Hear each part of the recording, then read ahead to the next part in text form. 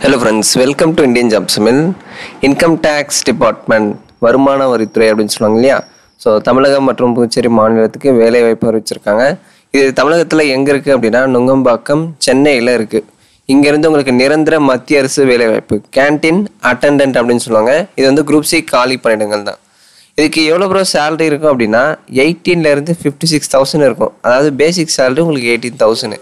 அது போக உங்களுக்கு அலவன்ஸ் அதெல்லாமே வந்து கூடுதலாக உங்களுக்கு ஆட் பண்ணி தான் தருவாங்க.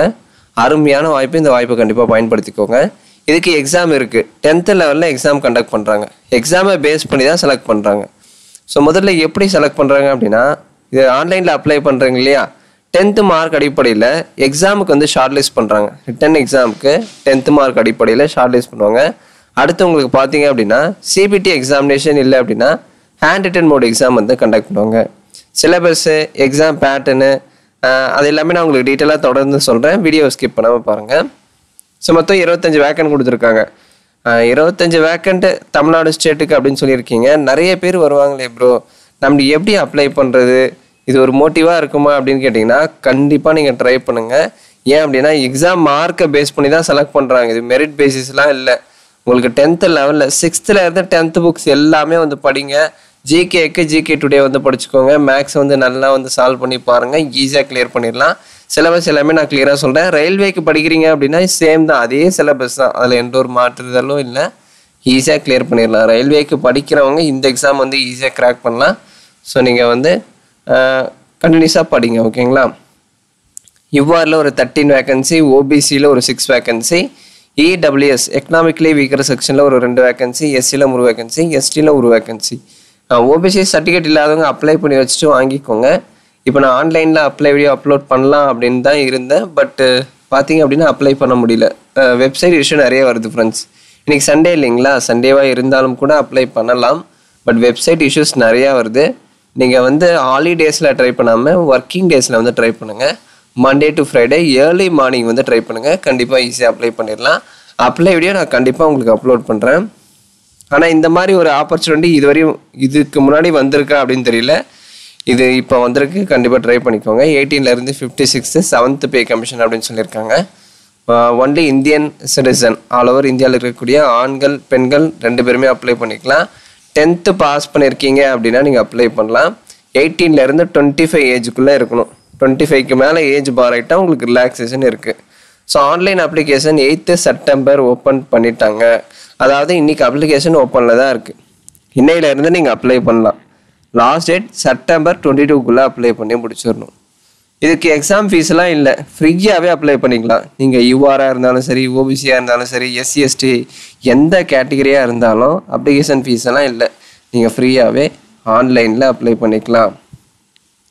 ஸோ அடுத்து ரிட்டன் எக்ஸாம் ஷார்ட் லிஸ்ட்டு எப்போ அனௌன்ஸ் பண்ணுறாங்க அப்படின்னா 1 அக்டோபர் அனௌன்ஸ் பண்ணுறாங்க. அதாவது ரிசல்ட்டு, சரிங்களா. சாரி, ரிசல்ட் இல்லை, ரிட்டன் எக்ஸாமுக்கு யாரெல்லாம் வந்து செலக்ட் ஆகிருக்கீங்க, ஷார்ட் லிஸ்ட் ஆகிருக்கீங்க, அதுக்கான லிஸ்ட்டை அக்டோபர் 1 அவங்க வெப்சைட்டில் அவங்க பப்ளிஷ் பண்ணுறதா சொல்லியிருக்காங்க. ஒன்ஸ் அவங்க பப்ளிஷ் பண்ணாங்கன்னா நான் அதையும் கண்டிப்பாக நம்ம சேனலில் இன்ஃபார்ம் பண்ணுறேன். ரிட்டன் எக்ஸாமுக்கான ஹால் டிக்கெட்டை நீங்கள் 1 அக்டோபர்லேருந்து 5th அக்டோபருக்குள்ளே டவுன்லோட் பண்ணிக்கலாம் அப்படின்னு சொல்கிறாங்க. எக்ஸாம் சென்டர் வந்து சென்னையில் தான் ஃப்ரெண்ட்ஸ் கண்டக்ட் பண்ணுவாங்க. அதாவது அக்டோபர் 6ஆம் தேதி சண்டே தான் வருது. நான் செக் பண்ணி பார்த்துட்டேன். 6th அக்டோபர் சண்டே சென்னையில் உங்களுக்கு எக்ஸாம் வந்து கண்டக்ட் பண்ணுறாங்க. ரிட்டன் எக்ஸாம் டேட்டு டைமிங் பார்த்தீங்க அப்படின்னா 11லேருந்து 1 சம்திங் கொடுத்துருக்காங்க. சென்னையில் எக்ஸாம் கண்டக்ட் பண்ணுறாங்க. எந்த பிளேஸில் கண்டக்ட் பண்ணுறாங்க, எந்த டேட்டில் கண்டக்ட் பண்ணுறாங்க, அது எல்லாமே உங்களுக்கு அட்மிட் கார்டில் கொடுத்துருவாங்க. அட்மிட் கார்டு வெப்சைட்டில் பப்ளிஷ் பண்ணுவாங்க. பப்ளிஷ் பண்ணும்போது நான் சொல்கிறேன். இங்கே பாருங்கள் 18 to 25 காமிச்சிட்டாங்க இல்லையா. அந்த 25க்கு மேலே ஏஜ் பார் ஆகிட்டா உங்களுக்கு ரிலாக்ஸேஷன் இருக்குது. எஸ்சி எஸ்டிக்கு 5 இயர்ஸ் இருக்குது. 30 வயசு வரையும் அப்ளை பண்ணலாம். அதே மாதிரி ஓபிசிக்கு 3 இயர்ஸு 28 ஏஜ் வரையும் நீங்கள் அப்ளை பண்ணிக்கலாம். எஜுகேஷன் சொல்லிட்டேன். 10th சிபிஎஸ்சி ஸ்டேட் போர்ட் 2மே எலிஜிபிள் தான். There is no application fee for any category. So எந்த கேட்டகிரியாக இருந்தாலும் அப்ளிகேஷன் ஃபீஸ் இல்லை, யார் வேணாலும் அப்ளை பண்ணிக்கலாம். So how to apply TNincometax.government.in இந்த வெப்சைட் இருக்கு இல்லையா, TNincometax.government.in. இதில் கேன்டீன் ரெக்ரூட்மெண்ட் அப்படின்னு சொல்லிட்டு பிளிங்க் பண்ணி கொடுத்துருப்பாங்க. ஸோ ஜஸ்ட் அதை கிளிக் பண்ணிங்க அப்படின்னா உங்கள் இமெயில் ஐடி பாஸ்வேர்டு, அதாவது நீங்கள் ஆல்ரெடி ரிஜிஸ்டர் பண்ணிட்டீங்க அப்படின்னா இமெயில் ஐடி பாஸ்வேர்டு இதை கொடுத்து நீங்கள் சப்மிட் கொடுத்து அப்ளிகேஷன் வந்து ஃபில் பண்ணி சப்மிட் பண்ணிக்கலாம். இங்கே கீழே ரிஜிஸ்டர் நவ் அப்படின்னு இருக்கு இல்லையா, இதை கிளிக் பண்ணி உங்கள் name, mobile number, email ID, password create பண்ணி கன்ஃபார்ம் பண்ணிவிட்டு சப்மிட் கொடுத்தீங்க அப்படின்னா ரெஜிஸ்ட்ரேஷன் சக்ஸஸ்ஃபுல் அப்படின்னு வரும். அடுத்து உங்கள் ஒரு ரிஜிஸ்ட்ரேஷன் லிங்க் உங்கள் இமெயில் ஐடிக்கு வந்து சென்ட் பண்ணியிருப்பாங்க. ஓகேங்களா, உங்கள் இமெயில் ஐடியில் போயிட்டு அந்த அக்கௌண்ட்டை வந்து நீங்கள் ஆக்டிவேட் பண்ணுற மாதிரி இருக்கும். அதாவது அந்த லிங்கை கிளிக் பண்ணி ஆக்டிவேட் பண்ணுற மாதிரி இருக்கும். ஒன்ஸ் ஆக்டிவேட் பண்ணிட்டீங்க அப்படின்னா அடுத்து இந்த இடத்துல போயிட்டு லாகின் அப்படின்னு இருக்கு இல்லையா, ஸோ இதை கிளிக் பண்ணிங்க அப்படின்னா உங்களுக்கு டைரெக்டாக லாகின் அப்படின்னு ஒரு பேஜ் வரும். ஸோ இமெயில் ஐடி இது எப்போ அப்படின்னா உங்கள் இமெயில் ஐடிக்கு ஒரு லிங்க் வரும். அந்த லிங்கை கிளிக் பண்ணிங்க அப்படின்னா சக்ஸஸ்ஃபுல் ஆக்டிவேஷன் அப்படின்னு வரும். சக்ஸஸ்ஃபுல்லாக ஆக்டிவேட் பண்ணதுக்கப்புறம் தான் லாகினில் போயிட்டு நீங்கள் ரெஜிஸ்டர் பண்ண இமெயில் ஐடி, பாஸ்வேர்டு இதெல்லாமே என்டர் பண்ணிவிட்டு சப்மிட் கொடுத்தீங்க அப்படின்னா உள்ளே போய் நீங்கள் அப்ளிகேஷன் ஃபில் பண்ணுற மாதிரி இருக்கும். அதை நான் வீடியோ அப்லோட் பண்ணும்போது உங்களுக்கு டீட்டெயிலாக சொல்கிறேன்.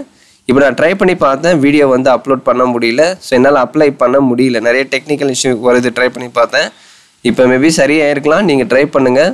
நீங்கள் சக்ஸஸ்ஃபுல்லாக அப்ளை பண்ணிட்டீங்க அப்படின்னா கமெண்ட்ஸில் கமெண்ட் பண்ணுங்கள்.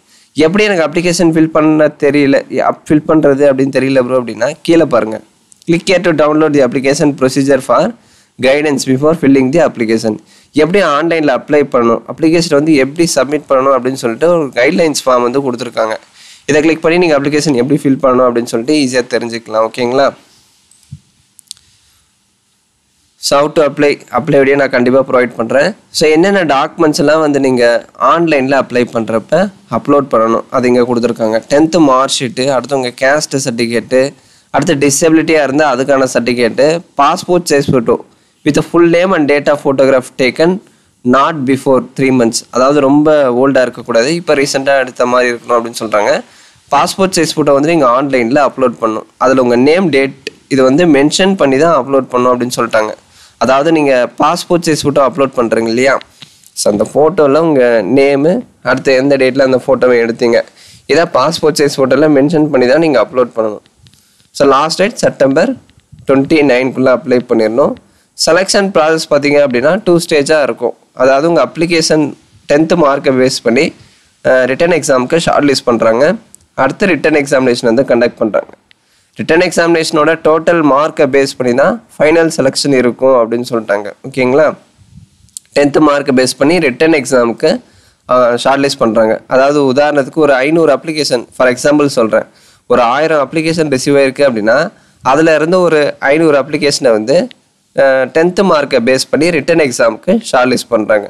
அடுத்து பார்த்தீங்க அப்படின்னா ரிட்டன் எக்ஸாம் கண்டக்ட் பண்ணுறாங்க. இப்போ ஷார்ட் லிஸ்ட் பண்ணாங்க இல்லையா, அவங்களுக்குலாம் ரிட்டன் எக்ஸாம் வந்து கண்டக்ட் பண்ணுவாங்க.